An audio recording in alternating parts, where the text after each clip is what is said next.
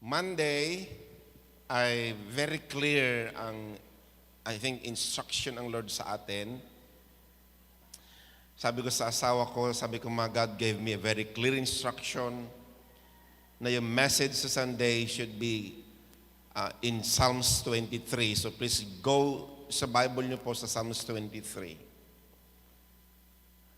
Sa ganitong pangyayari na tayo ho ay nababalot sa takot, hindi maiiwasang isipin, gaano po ba talaga katibay ang ating pagsandal sa Diyos at hanggang kailan natin sa pagtiwalaan. Hindi natin sinasabi na yung mga wala ho ay mahihinang pananampalataya. Ang sinasabi lang natin is, hanggang kailan tayo po pwedeng mag-isip ng Diyos natin ay kaya po niya tayong gabayan. Gusto ko pong payapain po kayo. Gusto ko pong, ganda po yung inawit na huli. Sa Isaiah 41 verse 4, kung maaari po ate ilagay mo sa Tagalog dahil mas angkop para sa atin ang talatang ito. Isaiah 41 verse 4. Sadyang pinili ko pong ipakita muna ang talata pong ito upang ipanatag natin ang ating loob na para bagang wala na ang Diyos sa kanyang trono. Ano po? Gusto ko lamang po kayong tiyakin o bigyan ng kapanatagan na ang Diyos po na ating pinililingkuran ay mayroon pong magagawa sa sitwasyong ito. Basahin po natin. 1, 2, 3, go.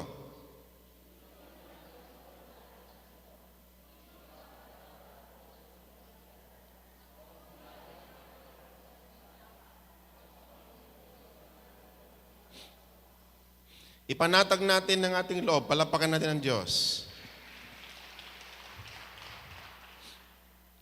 Ang talatang yan ay hindi lamang po sumasaklaw sa pangyayari sa bansang Israel, kundi tayo man na mga mananampalataya ay mahalagang malaman po natin at panghawakan natin ang mga talatang ito na ang Diyos po ang nagpapagalaw sa takbo ng kasaysayan. Can we say amen? Siya ang nagmamaneho, siya ho ang mayroong kontrol. Ibig sabihin po, walang mangyayari sa bansa natin, sa pamilya natin, sa buhay natin na hindi po kayang mapailalim sa kapangyarihan ng ating Diyos. Amen. Palapakan natin ng ating Panginoon. So mga kapatid sa Panginoon, ating pong papayapain ng ating sarili. Ano po? Sabi mo sa katabi mo, pumanatag ka. Maraming bagay na dapat nating matutunan pero gusto ko pong ituon po natin ang ating pong pansin sa Psalms 23. Ano po? Tayo muna ay yumuko at ating pong ipagkatiwala sa Diyos ang kanyang mga salita. Dakila at makapangyarihang Diyos, aming pong hangad na ang pagtitipon na ito ay maranasan namin ang biyaya ng iyong Espiritu Santo.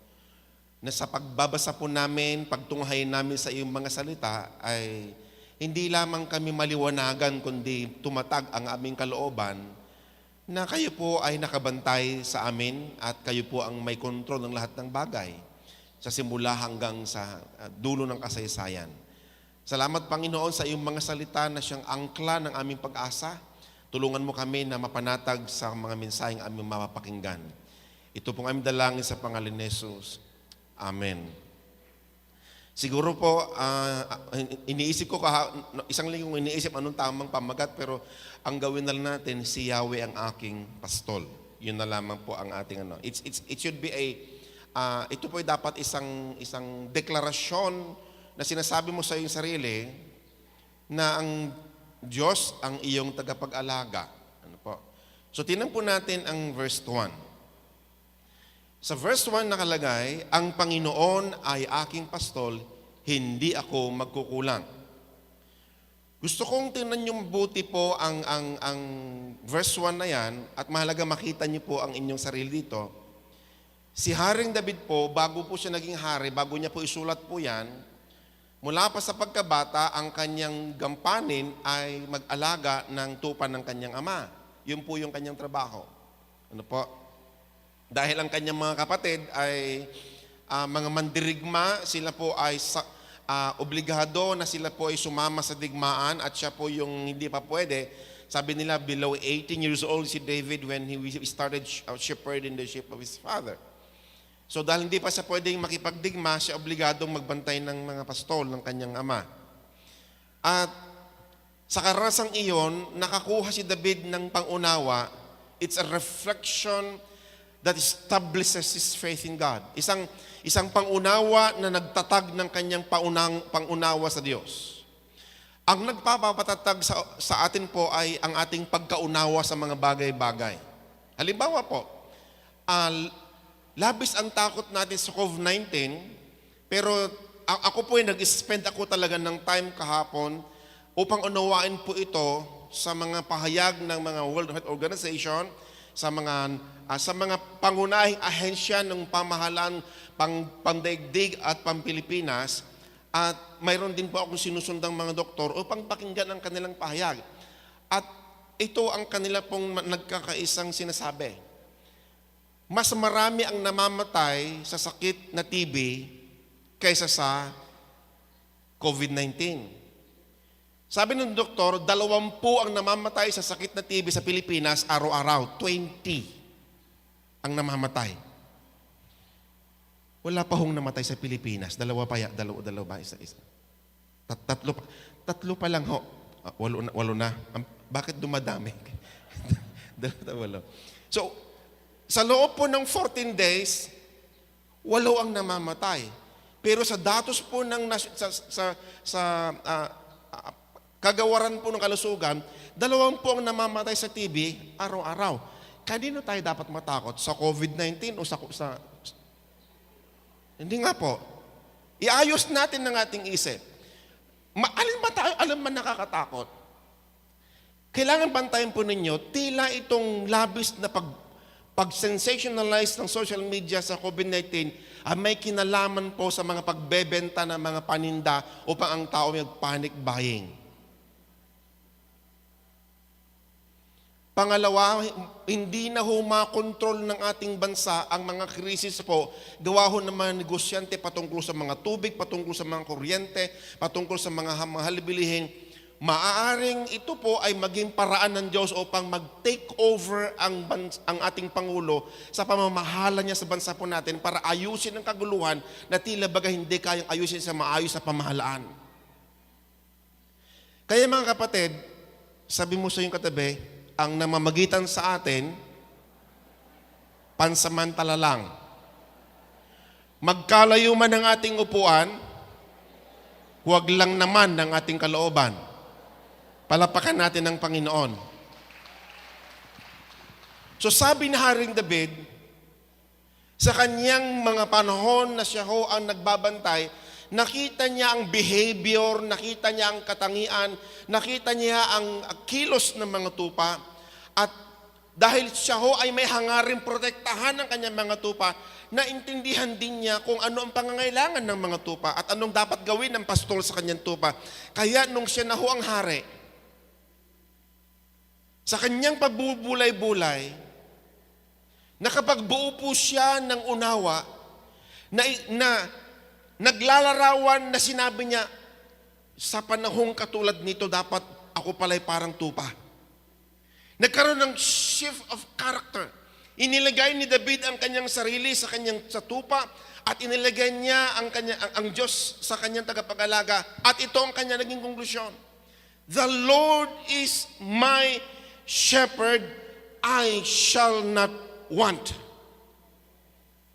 It's a statement of faith that is drawn by his conclusion sa personal experience na on how the sheep behave and how the shepherd should take care of his sheep. And then, kung inyo pong titingnan, yung mga susunod na po na mga talata ay kanya na pong inililarawan ano ang ginagawa ng pastol sa tupa. The message of Psalms 23 is consolidated sa verse 1. Ang gusto kong makita po natin ngayon na ganito, huwag lang tayo maniwala na ang Diyos po ang nagpapakilos ng kasaysayan. Mahalagang malaman natin hanggang kailan ba ang pwedeng gawin ng Diyos sa atin. Naalala ko po yung kwento po ng mga ng Arab, yung kanilang ang tawag dito yung kwentong pangkultura nila, yung Aladdin. Si Aladdin po ay tila all powerful siya sapagkat kaya niyang gawin anuman ang iyong hingin, kanya lang hanggang 3 lamang po siya. Hanggang 3 lamang. Okay? Pero ang ating Panginoong Jesucristo, makikita po natin, ang salita ng Panginoon, makikita po natin, ano nga ba, ang Diyos po nga ba ay mayroon pong hangganan na pwedeng gawin? Mayroon bang hindi kayang gawin ng Diyos sa atin? Meron o wala? Wala, there is nothing that God cannot do. And then tingnan po natin. Number 1, gumawa po tayo ng isang pasya na ang Diyos ang ating pong pastol. Gusto ko po maging malinaw po dito. Tumingin tayo kay Pastor Alex.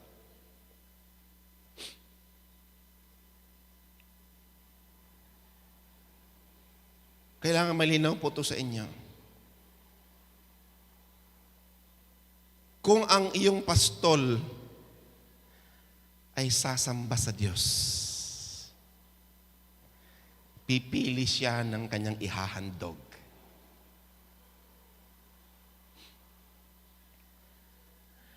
At kapag siya'y pumili ng ihahandog, siya ho ay papatayin at ibabarbecue. Bigla kayo nalungkot nung sinabi ko po yan. Pero gusto ko maintindihan nyo ang pinaka-privilege ng pinili. Sapagkat the moment na pinili ka, sa dami ng mga tupa, ikaw lamang ay ilalagay sa ibabaw ng altar. Gising ho ba kayo? Baka naman kumakalat na ho yung bakterya. Gising kayo. Okay? Hindi lamang po ikaw ihahandog, kundi kukunin yung pinaka-best part ng iyong katawan at ikaw yung pagsalusaluhan ng mga mag-anak. So when David is saying, the Lord is my shepherd, bagamat sinasabi ni David na wala akong pagkukulang, but he was also recognizing that he can be a sacrifice.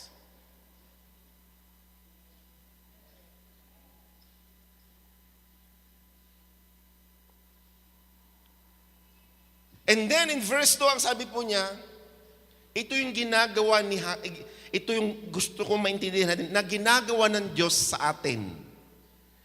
Verse 2, pinahihiga niya ako sa luntiang pastulan, inaakay niya ako sa tabi ng mga tubig na pahingahan. It speaks as a verse 2, God refreshes us and God calm our stresses. Tayo po'y pinapahinga ng Diyos at pinapanatag po niya ang ating mga stress. Tingnan mo yung katabi mo kung nangangalumata na ho siya.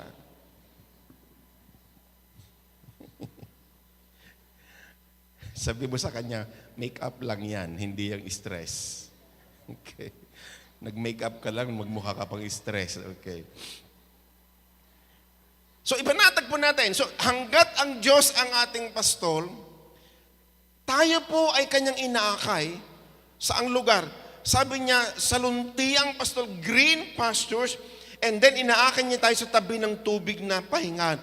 Ito po yung tubig po na hindi nyo naririnig yung lagaslas. Now,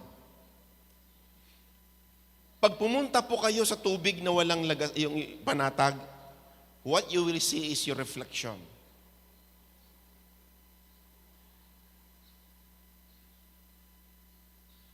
Nakakaramdam ba kayo ng kapahingahan ng alam nyo na ang Diyos hindi kayo pababayaan? Every time na gumigising ako sa umaga, itinataas ko ang aking kamay at ang sabi ko, Lord, salamat, hindi mo po ako pababayaan. Bago ako bumangon sa bed. Verse 2, verse 3. So gusto ko makita niyo po yung inaakay. Okay?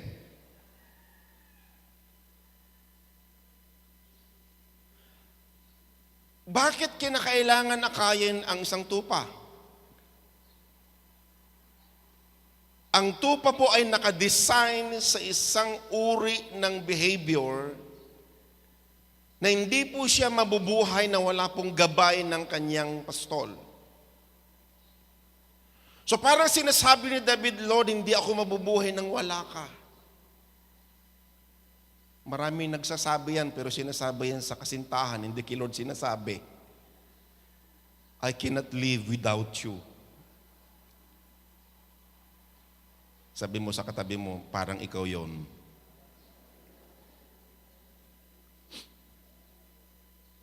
Meaning, kung inaakay ka ng pastol, we need to understand, develop a heart of obedience and trust. Hindi ka maaakay kung hindi ka makapagbuo ng ugaling ikaw ay masunurin at marunong magtiwala.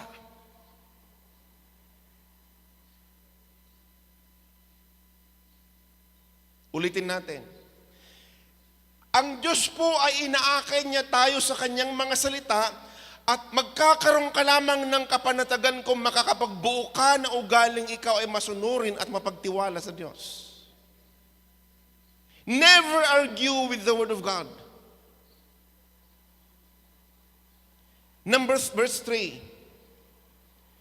Pinanunumbalik niya ang aking kaluluwa, inaakay niya ako sa mga landas ng katuwiran, alang-alang sa kanyang pangalan.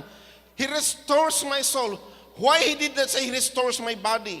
Why? Karamihan po na suliranin po ng tao ay nanggagaling sa kaluluwa. The burden of the soul.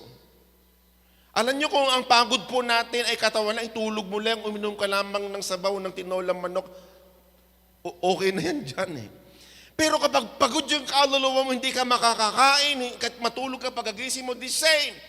But David said, look, God can give you a rest that no one can give.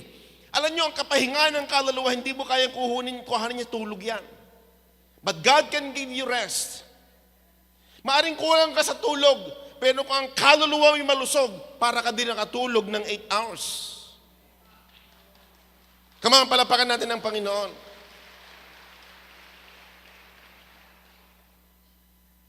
So sabi niya, He restores my soul.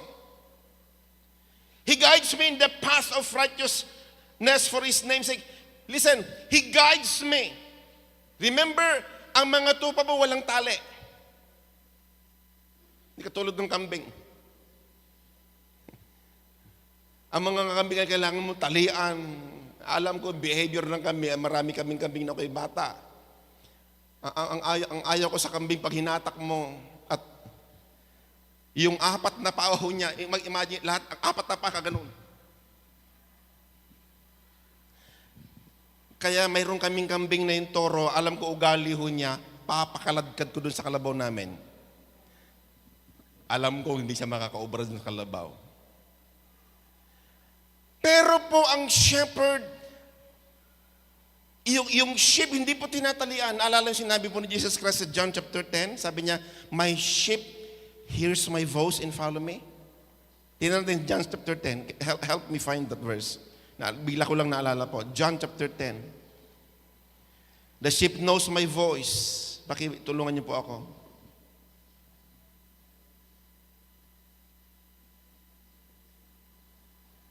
Sabi po niya, when He has brought us out to His own, verse 4, He goes on ahead of them and His sheep follow Him because they know His voice. They will never follow a stranger. 10:5. But they will never follow a stranger. In fact, they will run away from him because they not recognize the stranger's voice. I like yung nabasa ko po kasi nagbasa din po ako ng mga commentaries. Mayroon palang oras po ng pagpapainom ng tupa. Sa kanila ho pala mga kapatid, naghuhukay po sila ng painuman. May mga time na nagsama-sama yung mga tupa. Mix-mix sila. So kung mag-imagine ka kung meron kang 200 tupa na ihalo sa tupa ng kapitbahay mo, imagine mo yung problemang yon. So paano mo pa isa-separate yun? Ganito pa, nung sinabi ni Kristo, my sheep knows my voice, ito pala yon. Kapag lumakad na po yung shepherd, he will just use the regular sound. Clear and regular sound. Familiar sound. Pag nasabi niya, halimbawa, sinabi mo, hindi ko alam mo na. Alam mo, gumamit ka ng sulbato. Nare-recognize ng sheep yung sulbato yon. At habang lumalayo ka, sabi po ng sheep, shepherd ko yun ha. So, dahil ayaw niyang malos, he will follow the sound, he will follow the shepherd. Come on, palapakan natin ng Panginoon. So sabi po ng Jesus, my sheep. Sabi mo sa iyong katabi, kaninong tupa ka? Parang alam ko kung kanino kang tupa. Sabi mo sa kanya, obvious naman, nandito ka. Palapakan natin ng Panginoon. Ano ang sabi niya? They will run away. Ate, pakibalik verse 4. Sabi niya, verse 4.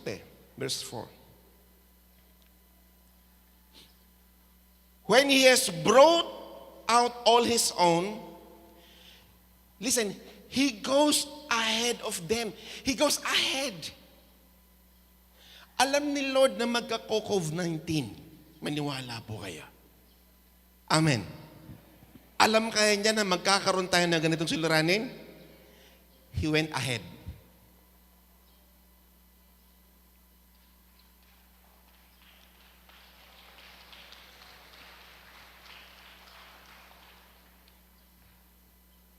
Gusto ko sabi niya, when he has brought out all is, ilalabas daw po niya. So pwede din natin isipin, ilalabas tayo ng Diyos sa suliraning ito.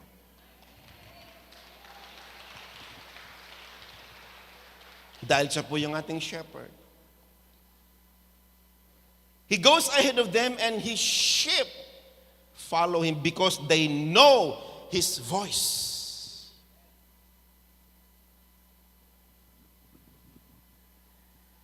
Verse 4.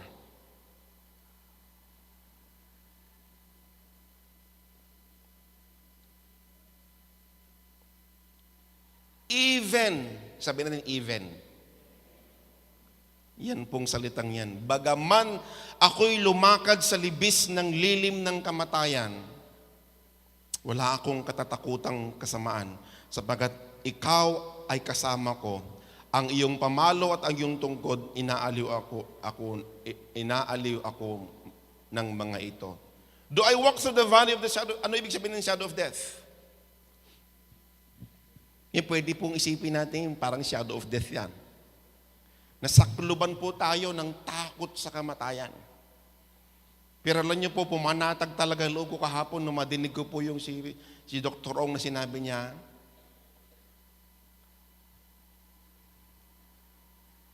kung ang Pilipino ay namamatay at 20 tao ang namamatay araw-araw gawa ng TB, tila mali ang focus natin, di ho ba? Kasi daw ang ginawa daw po kasi ng mga tao ay ganito. Kapag may TB ka, ang tawag lang daw ngayon ay infection. Pero totoo may TB ka na noon. Ayaw daw magkatakot ang mga tao. Kaya sabi niya, may kinalaman yan sa pagbebenta ng mga gamot minsan. Kaya tinatakot po tayo. Siyempre pag natakot ang mga tao kung ano-anong gagawin sa buhay, alam mo ba pag takot ka, nawawalan ka ng katinuan?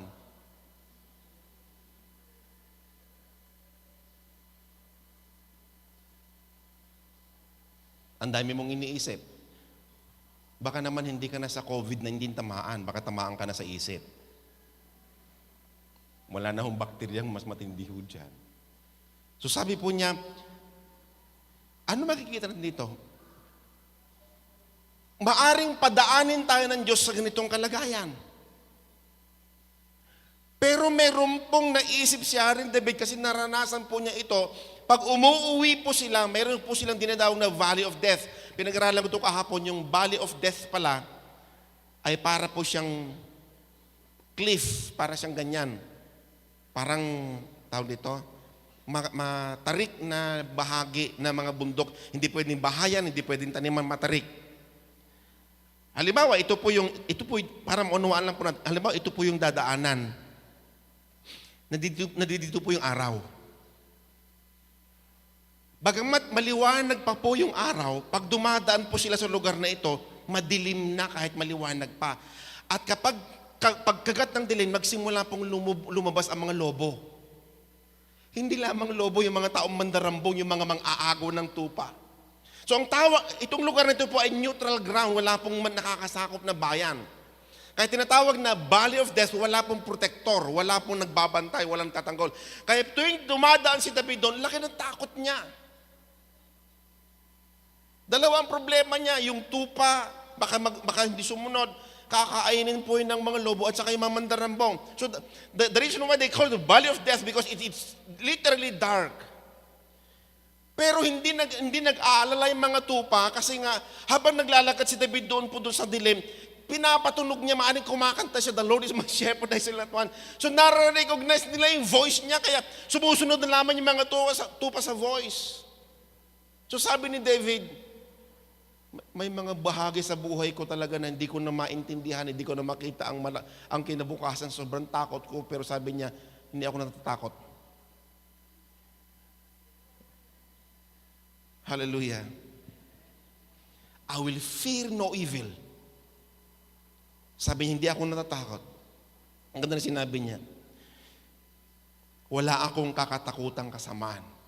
Bakit? Sapagat ikaw ay kasama ko. Palapakan natin ng Panginoon. Now, para maaliw po tayo, pumunta tayo sa 2 Corinthians, dagdag ko yung verse na ito. Ilang minutes pa ako, 2 Corinthians chapter 3. Tama ba yung verse na yun? Yung sinabi niya, know you not that your body is a temple of the Holy Spirit. 1 Corinthians 3:16. Tama ba yan? Yan. Kailangan nyo itong maintindihan, makinig tayo mabuti. Nung tinanggap natin ng Diyos, ang Panginoong Jesucristo bilang ating Panginoon at tanging tagapagligtas, nanahan sa atin ang banal na Espiritu upang ang kanyang presensya ay dala-dala natin. Sa paanong paraan? Don't you know that yourself, sa ibang translation, your body is the temple of the Holy Spirit and the Spirit dwells in you. So, ang idea na David ay kasama ng Diyos by his side. But the Christian faith is more intimate. Ang Christian faith, hindi lang niya iniisip that God was with him, but God is in him. Loob at labas. Palapakan natin ang Panginoon. So, ibig sabihin po, nung ang Diyos ay iniisip niya ang ating kaligtasan, hindi lamang po niya tayo binigyan ng pangako. Naglagay po siya ng presensya niya sa heart natin. At yung Holy Spirit, listen to this, the Holy Spirit brings into our situation the Father and the Son. Because the three will never be separated. So hanggat ang banal na Espiritu na sa atin, totoo na ang Diyos ay kasama po natin on our side. And the Holy Spirit is inside. Kaya ang mga mananampalataya po, hindi po tayo dapat matakot dumaan man tayo sa kasaysayang ito. Bagamat, syempre, kailangan maging maingat po tayo. Kaya I commend yung mga nagsusuot ng maskara. Lalo kung mahina talaga yung baga mo, wear it.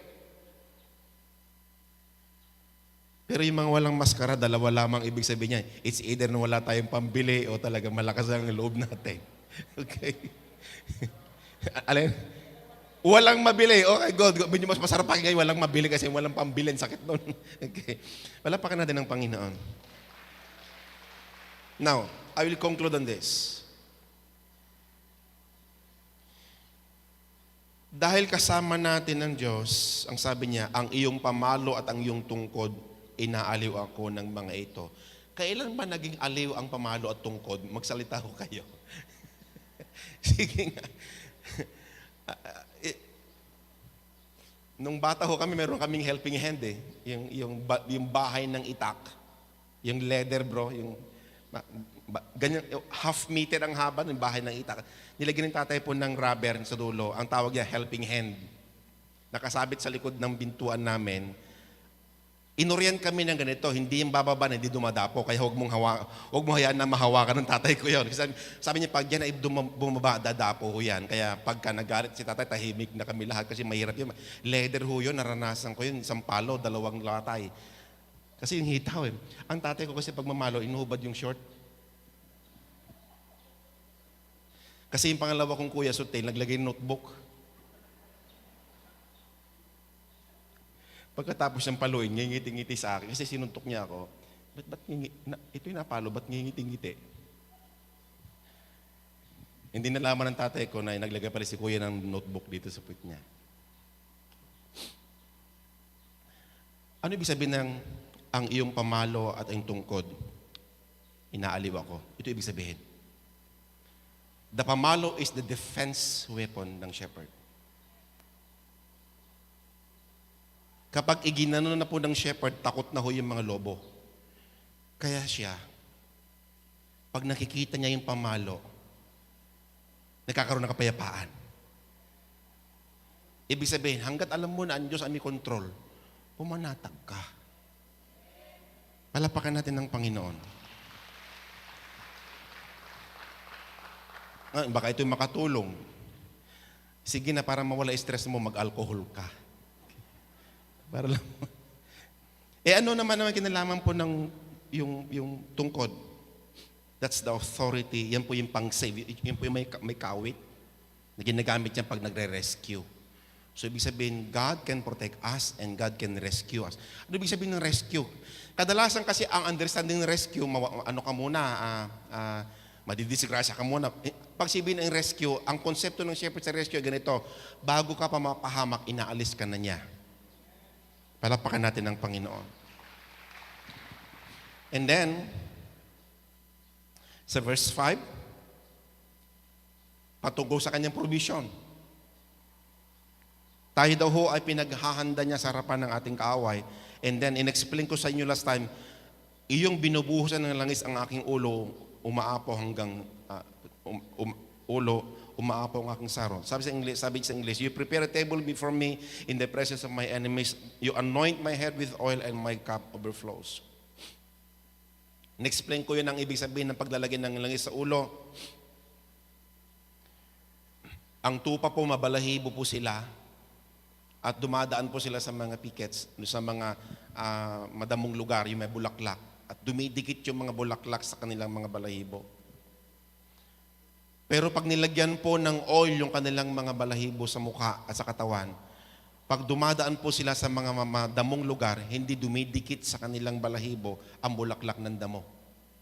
Nagiging sila, parang yung oil ang pinaka-protection para hindi kumapit yung mga bulaklak na pwedeng magpapakapal sa vision nila para hindi makita yung kanilang dadaanan. So, anointing of God is our protection. Amen? And then,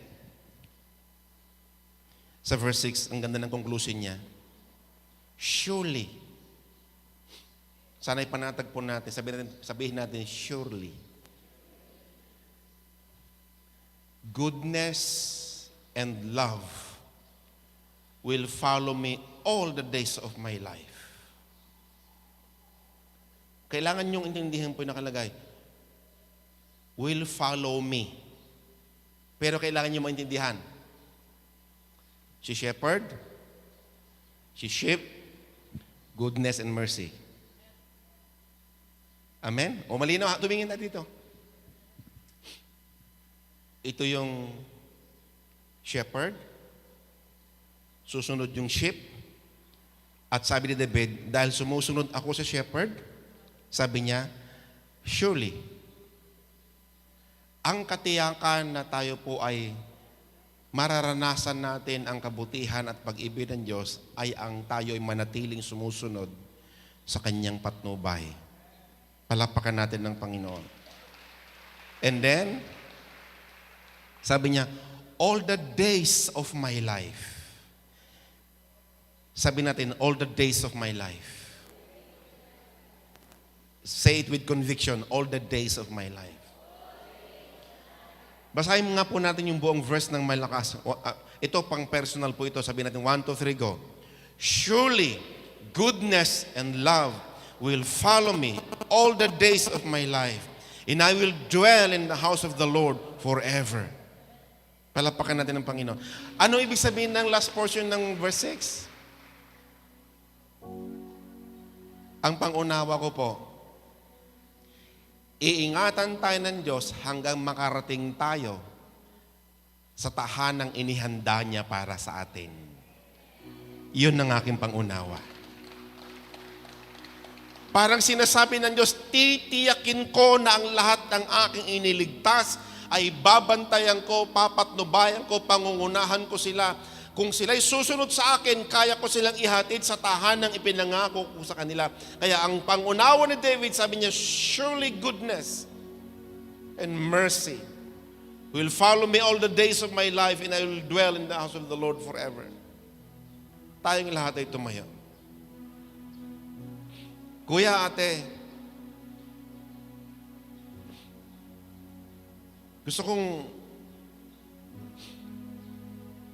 gumawa ka ng isang critical na decision sa isip mo.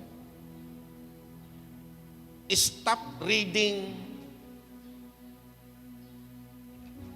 unreliable posts sa social media and then pinupost mo pa din sa mga group chat mo. Mas matindi ka pa sa virus pagka ginawa mo yan. You never saw my post doing like that. Because ang decision ko po kasi, I want na lahat na pinupost ko sa Facebook ay ma-assured sila sa biyaya at pag-ibig ng Diyos. Hindi takot. Sapagkat ang mensaheng dala-dala ni Pastor Alex ay mensahe ng pag-asa, kaligtasan at kapayapaan, hindi ho tayo maghahasik ng mensahe ng katakutan. Itigil niyo pong basahin yun. Kung meron man kayong babasahin, ang aklat ng buhay. Honestly, marami po sa inyo ang magbabasa ng Biblia. Maniwala po kayo. Gawa po nito. Dahil natuklasan po natin, ang tanging panglaban po natin sa suliranin po natin sa kasalukuyan, walang iba kundi ang salita ng Diyos. Ang last verse na mabanggitin ko po bilang payo sa inyong lahat bago tayo manalangin. Sa Philippians chapter 4, verse 6 and verse 7. Ate, kahit English na po ate. Ito po ang payo ni Apostol Pablo sa mga taga-Pilipos. Sa gitna ng ating pong pangyayari sa bansa po natin, na takot po ang tao, pinili pa rin nating buksan ang, alam niyo po, ito po yung mga ang dami mga question ng mga pastor na mini-mentor po natin. Sabi, pastor, anong gagawin po namin? Sabi ko, malinaw ang batas. Hindi po nila ipinagbabawal ang pagtitipon ng mga churches. Nagbigay sila ng maliwanag na salita na ang simbahan ay gumawa ng isang pag-iingat upang matiyak na ang mga bisita ay hindi magkaroon ng suliranin. Kaya hiningi po namin na kayo mag-sanitize kanina. So ang sabi nila, this is a religious oppression. Sabi ko, hindi po. Yan po ay protection po sa atin. At lalong na-aggravate noong naglagay na po ng community quarantine, hindi na intindihan ano ibig sabihin po nito. Takot na takot tayo sa lockdown dahil natin kinakatakutan. Pwede bang sa halip na gano'n ang gawin natin, pumunta tayo sa salita ng Diyos at basahin natin nakalagay sa Philippians chapter 4, verse 6 and verse 7. Do not be anxious about anything. Huwag kayong mabilisa sa anumang bagay, sabi ni Paul. But in every situation, sa bawat pangyayari, ngunit sa bawat kaganapan, anuman nangyayari. This is a pivotal moment that we should do in this, making a clear decision sa mind. By prayer and petition, with thanksgiving, present your request to God. And the peace of God which transcends all understanding will guard your heart and your mind in Christ Jesus. Ano ibig sabihin po nito? Huwag daw tayong mababalisa sa mga nangyayaring ito. Sa halip tayo po ay manalangin na mayroon pong pamamanhikan na may pagpapasalamat. Bakit magpapasalamat ka pag mananalangin ka? Because you know the Lord is your shepherd.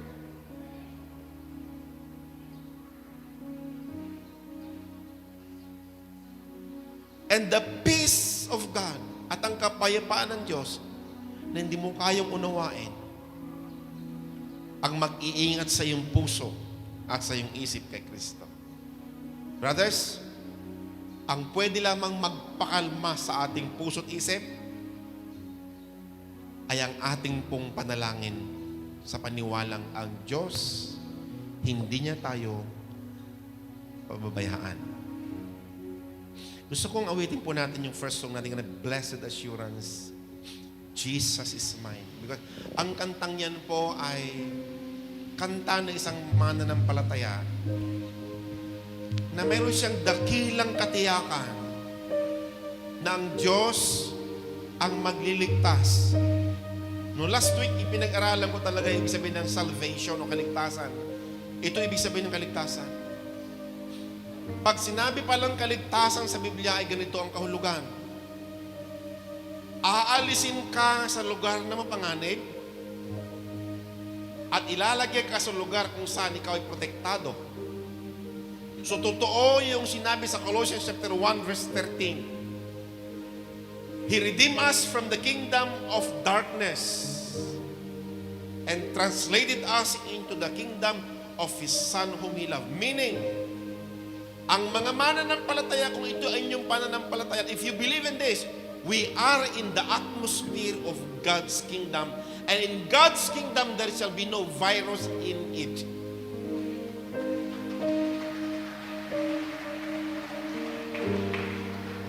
Let us sing this song as a declaration of faith na mayroon po tayong dakilang katiyakan ng Diyos ang siyang magbabantay sa atin. Awitin natin ito bilang pinaka-conclusion po natin. Thank you, Lord. Blessed assurance, Jesus is mine. Tayo pong lahat. Oh, what a foretaste of glory divine, heir of salvation, purchase of God, born of His Spirit, washed in His blood.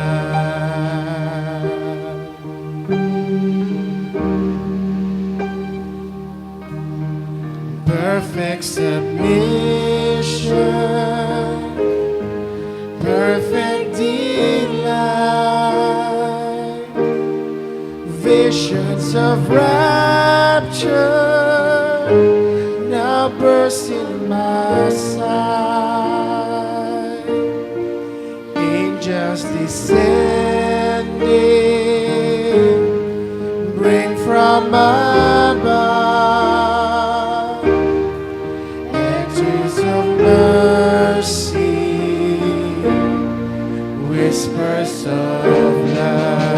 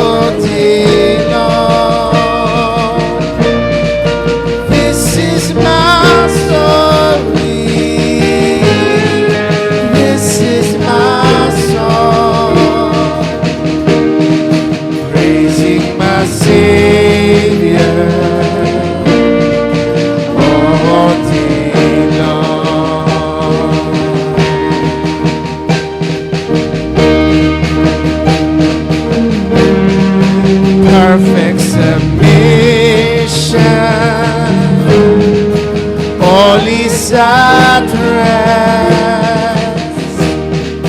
I in my Savior am happy and glad, watching and waiting, looking above, feeling His goodness, lost in His love. Oh, this is my story. This is my song, praising my Savior all day long. This is my story. This is my song, praising my Savior all day long. Oh, this is my story. This is my story. This is my song, praising my Savior all day long. Oh, this is my story. This is my song, praising my Savior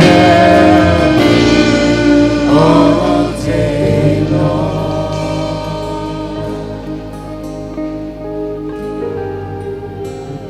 Kung minsan ang ganitong pangyayari ay isang malaking paalala at panawagan sa mga taong hindi talaga naintindihan ng pag-ibig ng Diyos. Marahil, kailangan mong maintindihan ngayong umaga na ikaw ay pinapaalalahanan ng Diyos sa isang mas importanteng bagay. Kung meron man tayong dapat katakutan siguro ay hindi po yung COVID-19, kundi yung tanong na saan ka pupunta pag natapos yung buhay mo sa daigdig na ito. Siguro yun ang mas higit nating bigyan pansin ngayon. If I die today, kung sakaling bawian ako ng buhay ngayon, saan pupunta ang aking kaluluwa? Yan ang mas matindi at dapat natin bigyan pansin. This is not to scare you guys, but this is a reminder to all of us. Ikaw, yes po, ikaw po. Yan ang kausap ko po kayo. Kung tatanungin kita ng isang payak at tanong na iyong maintindihan, ito yung tanong. Kung sakaling ikaw ay baguhian ng Diyos ng buhay, halimbawa lang, saan sa iyong palagay mapupunta ang iyong kaluluwa?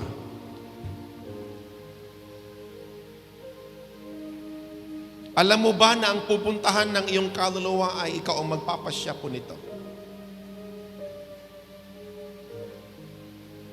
Ang pagpunta sa langit, ginawa ni Kristo ang lahat ng bagay upang kung magpapasya kang gusto mong pumunta sa langit, mapapasayo ito sa isang desisyon lamang. Sa John chapter 3 verse 16, pakinggan mo ang talatang ito dahil maaaring ito ang araw ng kaligtasan para sa iyo. Sapagkat gayon na lamang ang pag-ibig ng Diyos sa sanlibutan na binigay niya ang kanyang tanging anak upang ang sumampalataya sa Kanya hindi mapahamak kundi magkaroon ng buhay ng walang hanggan. Yan po yung pagdidesisyonan mo. Upang magkaroon ka ng buhay na walang hanggan, ibinigay ng Diyos Ama ang Kanyang anak upang mamatay sa krus at ipako upang tubusin tayo sa ating kasalanan. Pero ito ang pagpapasya mo, sabi niya, upang ang sumampalataya sa Kanya ay hindi mapahamak kundi magkaroon ng buhay na walang hanggan. Ang tanong ko sa iyo, kaya mo bang magdesisyon ngayong umaga na sumampalataya kay Jesucristo sapagkat siya ang susi at tanging daan patungo sa buhay na walang hanggan. Kung mayroon ka man dapat pagpasyahan, hindi yung saan ka pupunta para ligtas ka ng COVID-19, kundi ang dapat mong desisyonan ay saan pupunta ang iyong buhay pag ikaw ay binawian ng hininga sa oras na ito. Let me suggest, kung sakaling ikaw ay nag-iisip, Pastor, gusto ko pong buhay na walang hanggan, sundin mo ang payo ng John chapter 3 verse 16, ang sumampalataya sa Kanya ay hindi mapahamak kundi magkaroon ng buhay na walang hanggan. Sa Romans chapter 10 verse 9 and verse 10, sinabi din po ito ni Apostol Pablo. Ito ang gagawin po natin ngayong umaga.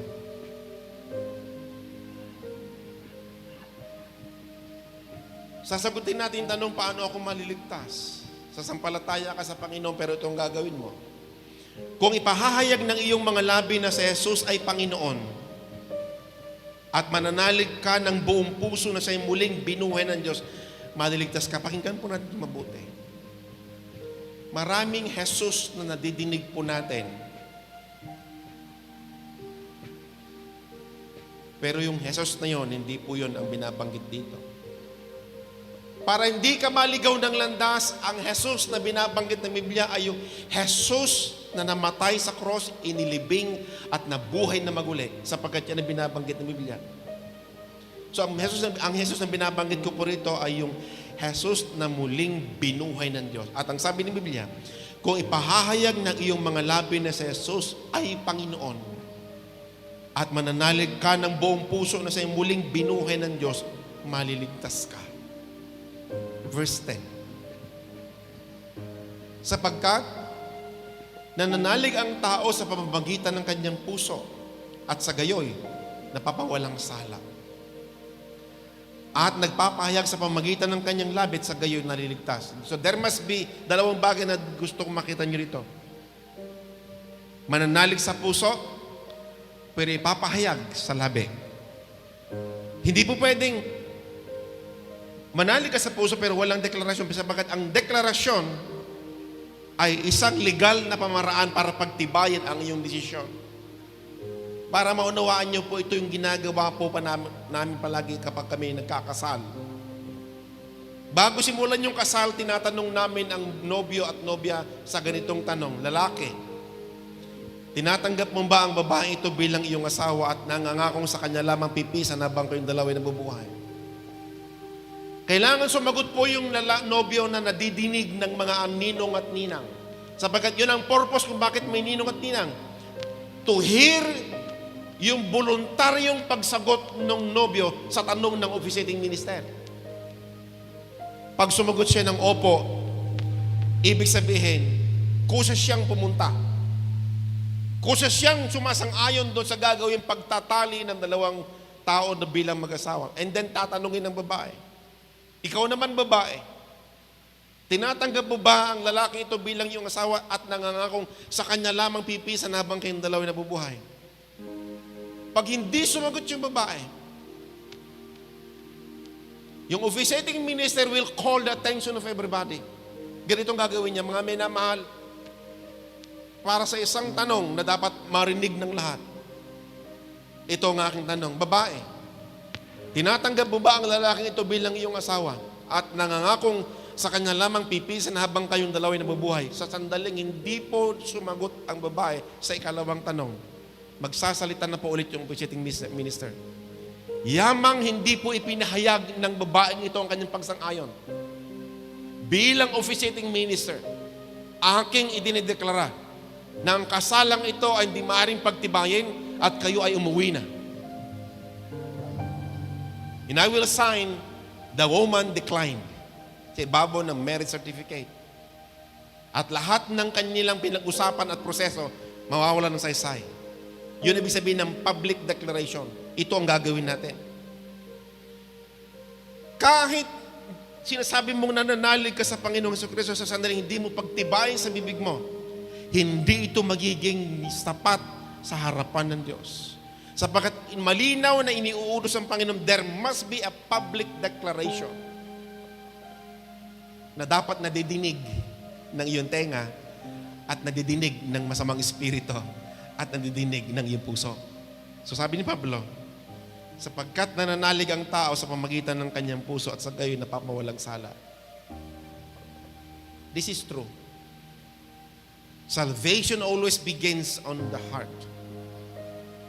But confession must be made from the mouth to be saved. Tanging lahat ay mo ko. Gusto ko bang kausapin kung sino man po dito sa ating kalagitnaan, hindi ko po kayo tatawagin dito sa stage. Sa iyong kinatatayuan.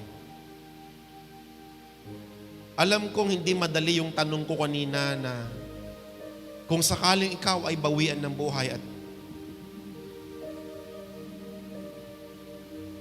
isasauli mo sa Diyos ang iyong buhay, sa iyong palagay, saan mapupunta ang iyong kaluluwa?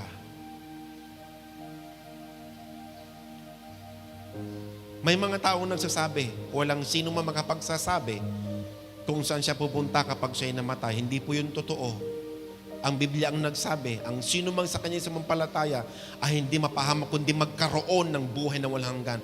Kaya mayroong pangangaral ng Ebanghelyo upang malaman mo na kahit dito sa lupa, alam mo kung saan ka pupunta bago ka mamatay. Ang pananampalataya ay parang pagbili ng tiket ng eroplano. Pag bumili ka ng tiket, alam mo kung saan ka dadaong, saan ka bababa, saan ka lalapag. Gayon din ang Biblia. Sinasabi niya kung saan ka pupunta bago ka manampalataya. Panghuling tanong ko po sa iyo, ibig mo bang tanggapin si Jesus bilang iyong Panginoon at tanging tagapagligtas? Kung ang sang-ayon ka at ang sabi mo, Pastor Alex, gusto ko pong tanggapin ng Panginoon, ipahayag mo ito sa pamamagitan ng pagtaas ng iyong kanang kamay, sapagkat ang kanang kamay ay isang kamay na nagpapakita ng isang legal na pangako. Taas mo yung kanang kamay, huwag ka matakot. Tama. Salamat. Salamat. Sa lahat na nagtaas ng kamay, sumunod sa panalangin na ito. Dakilang Diyos, amang makapangyarihan sa lahat. Sa umaga pong ito, aking isinusuko ang aking buhay. Pinapatunayan ko sa pagtaas ng aking kamay na ako'y buong pusong nananalig kay Kristo. At ngayon ay aking ipinapahayag na siya ang aking Panginoon at tanging tagapagligtas. Ngayon, Panginoong Jesucristo, patawarin mo ako sa lahat kong pagkakasala.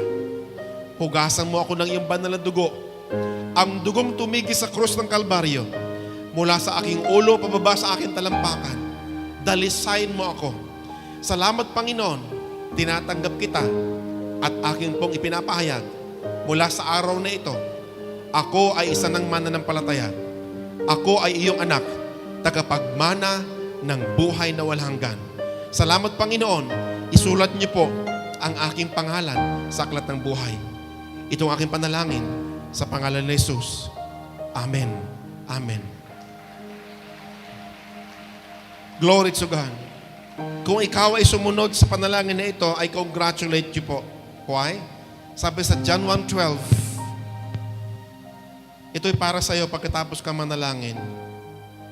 Sabi sa John chapter 1 verse 12, napakagandang pangako. Gusto ko pong pangawakan mo ito.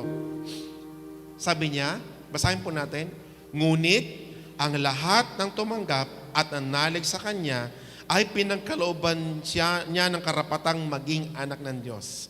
Ikaw ay anak ng Diyos ayon sa bisa ng salita ng Panginoon. Purihin ang Diyos.